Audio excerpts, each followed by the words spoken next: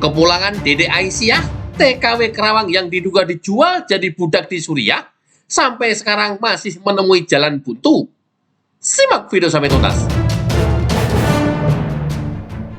Rencana kepulangan Dede Aisyah, 37 tahun, TKW asal Kerawang, Jawa Barat, yang diduga dijual dan dijadikan budak di Suriah, hingga kini masih belum menemukan titik terang. Tolong saya pengen pulang.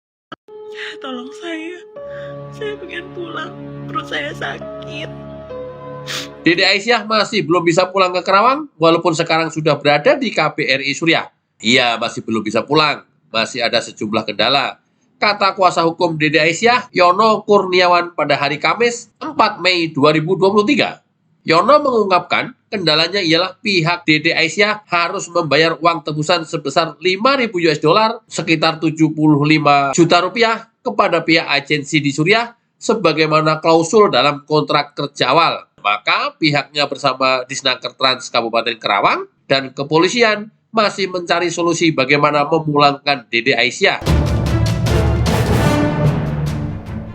Ternyata di Suriah itu legal dan ada perjanjian kontrak paspor akan dikasih kalau bayar 5.000 US dollar yang mulanya 9.500 US dollar. Jadi jika uang tebusan ini nggak dibayarkan, Aisyah juga tidak bisa dipulangkan karena paspornya masih ditahan di majikan. Ia mengungkapkan berdasarkan Undang-Undang Nomor 17 yang bertanggung jawab dalam kasus seperti ini sebetulnya adalah P3MI atau Perusahaan Penyalur Pekerja Migran Indonesia. Hanya masalahnya penyalur yang memberangkatkan Dede Aisyah bukan berbadan hukum, melainkan perseorangan. Tolong saya pengen pulang. Perut saya sakit. Apalagi dari hasil penelusuran, penyalur perseorangan yang memberangkatkan Dede Aisyah kini telah meninggal dunia. Kemudian kepulangan Dede Aisyah juga tak bisa dibebankan terhadap negara, sebab akan menjadi presiden buruk dan menyalahi undang-undang. Makanya ini agak sulit juga, tapi sebetulnya harus dicari solusi penyelesaiannya bersama, katanya. Saya tahunya dari mana? Dari majikan, karena majikan saya bilang kalau saya harus kerja di sini 4 tahun karena saya ini mahal.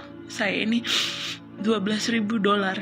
Kepala Dinas Tenaga Kerja dan Transmigrasi atau Disnaker Trans Kerawang, Rosmalia, mengatakan pihaknya sudah melakukan pertemuan dengan keluarga bersama kuasa hukum dan kepolisian untuk mencari solusi terbaik. Untuk itu, ia meminta pihak keluarga Dede Aisyah untuk bersabar. Pasalnya, pihaknya masih berupaya mencari solusi terbaik terkait kepulangan Dede Aisyah, terutama terkait uang tebusan, karena Dede Aisyah berangkat secara non-prosedural alias bukan jalur resmi, dan pemerintah biasanya hanya uang ongkos kepulangannya saja. Saya pengen pulang, perut saya sakit.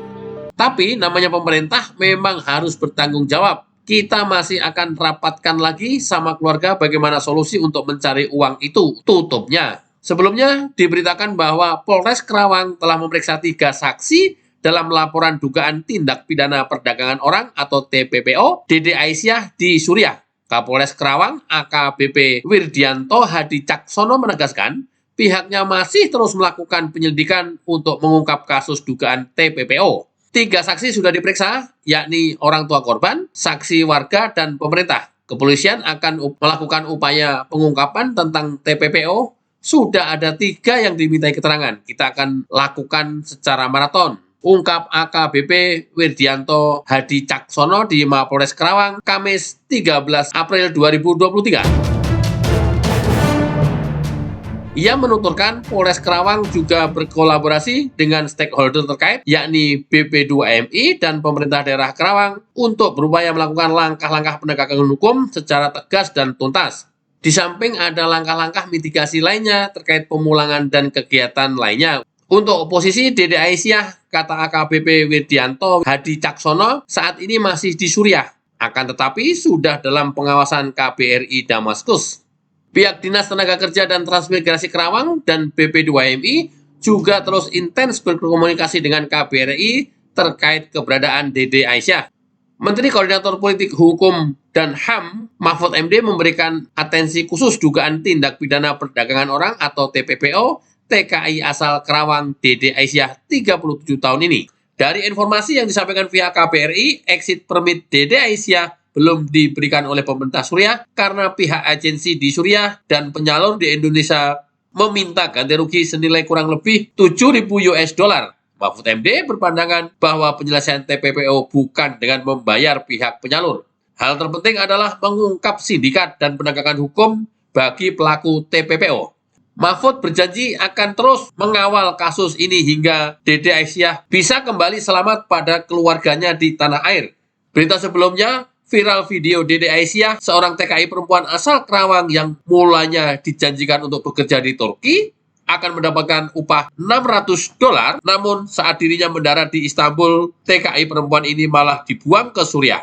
Di Suriah, Dede Aisyah dijual menjadi budak selama 4 tahun dengan harga 12.000 US dollar. Informasi dikutip dari berbagai media massa. Melalui channel ini sudah berulang kali tim Agrifanani menyampaikan pesan bahwa jangan sesekali berangkat secara ilegal, apalagi ke Timur Tengah. Karena sudah banyak sekali korban atas kebiadaban para sponsor di Indonesia. Bagaimana menurut Anda? Tuliskan di kolom komentar.